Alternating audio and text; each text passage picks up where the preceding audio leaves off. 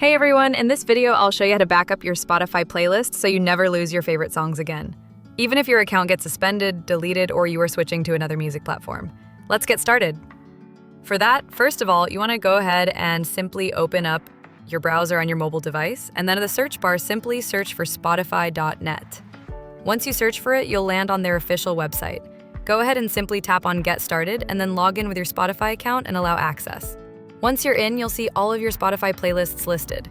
Go ahead and click Export next to any playlist you want to back up, or hit Export All to download everything at once. It will then generate a CSV file containing all your track, artist names, album, and more. And just like that, you can save this file to Google Drive, Dropbox, or your computer for safekeeping.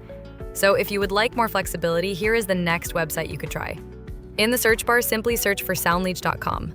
Once you search for it, go ahead and simply scroll below, then tap on Spotify.